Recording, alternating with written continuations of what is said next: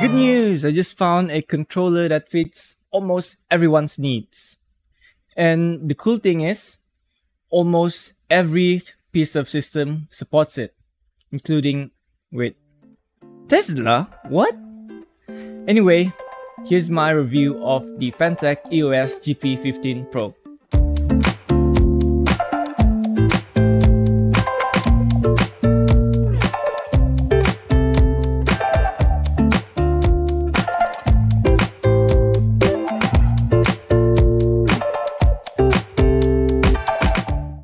Fantech, an Indonesian company known for their budget gaming peripherals, has impressed me in the past with their value for money products. So today I'll be reviewing their GP15 Pro controller, a wired controller in the GP15 series. This series includes the basic GP15, the mid-tier GP15 Pro that I have here, and the wireless WGP15 Pro. All of these models share the same Xbox gamepad layout, Hall effect triggers and sticks, but they do differ in features like the replaceable D-pads and of course the wireless functionality. When I first handled the GP15 Pro, it honestly didn't scream high quality, but it doesn't feel cheap either. It's light yet dense with a solid build quality, so no creaking or any type of defects. The only downside is the cable, but you can't have it all with budget options, obviously. The faux carbon faceplate is a bit tacky for my taste because I'd much prefer it in plain black. However, the matte or satin finish on the faceplate and the semi-textured backplate feel great in hand, offering a very comfortable grip. The GP15 Pro has customizable RGB lighting, rumble support, and mappable rear pedals. Noel from the future here. I forgot to mention about the turbo button. It can be used as such for fast button presses to an assigned button or as a function button in a combination of button presses to adjust the RGB modes, the strength of the rumble, and also to customize the rear pedals. The RGB can be customized without any type of software, while the rumble is adjustable, though I didn't notice a huge difference in intensity. The face buttons are clear with embedded legends, allowing the RGB to shine through nicely. They are tactile and I've had no issues with accidental presses. The D-pad is also tactile and can be replaced with the included alternatives, though I personally stick with the original. A slight downside is the plastic D-pads, which aren't as premium as the metal ones found on more expensive controllers like the MSI GC30 V2. Said MSI uses metal D-pads which feel much more premium and allow for a magnetic attachment system.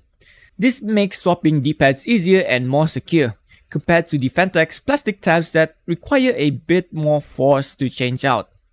The replaceable thumbsticks on the GP15 Pro are another smart design choice. Fantech covered the plastic stems with metal, which adds durability and a smoother feel.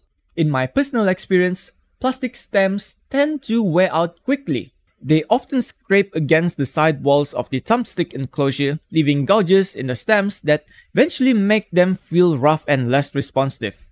Even with a more expensive controller like the MSI, I've noticed the scraping issue even only after a week of playing time. However, the GP15's metal-covered stems seem to mitigate this issue, and I don't foresee any real wear and tear in the near future. Hey, sorry, it's me from the future again.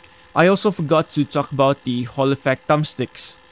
They do add to the smoothness of the thumbsticks, but the main thing about them is the supposed decrease in the chances that the thumbsticks will suffer from stick drift. So, in line with the metal-covered stems, they offer better durability for the thumbsticks. It's cool that the triggers also use the Hall effect switches, but I do have other gripes with them entirely.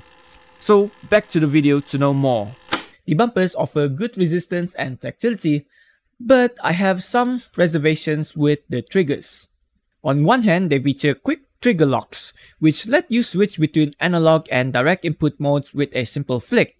This is especially useful for fast-paced games like shooters, where you need quick trigger pulls. The quick trigger locks limit trigger travel, allowing for almost instant actuation, which can give you a competitive edge.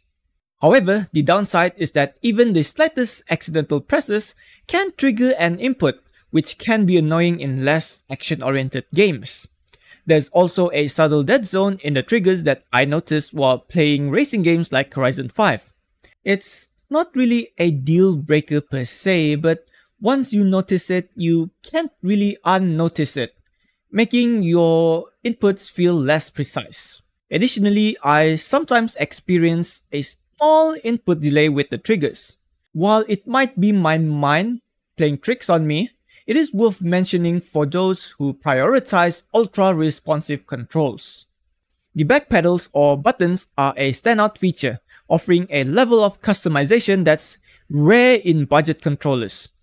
Initially, I struggled with accidental presses with the back pedals because by default they were mapped to the A and B buttons. But once I figured out how to remap them or even disable them entirely, they honestly became a valuable tool. You can assign macros to the back pedals, making it easier to perform repetitive tasks in grind-heavy games or execute complex combos in fighting games. This level of customization is usually reserved for more expensive controllers, so it's a big plus for the GP15 Pro. The Fantech EOS GP15 Pro is a solid choice for those looking for a budget-friendly and customizable controller. It offers great build quality, a comfortable grip, and useful features such as the mappable rear pedals, quick trigger locks, and even RGB lighting. If you're looking for something simpler, the basic GP15 is still a good option, but if you want something with wireless capabilities, the WGP15 is worth considering. Otherwise, the GP15 Pro strikes a good balance between functionality and affordability. Anyway, that's it for my review of the Fantech EOS GP15 Pro, and as always, thanks for watching and see you guys in the next one.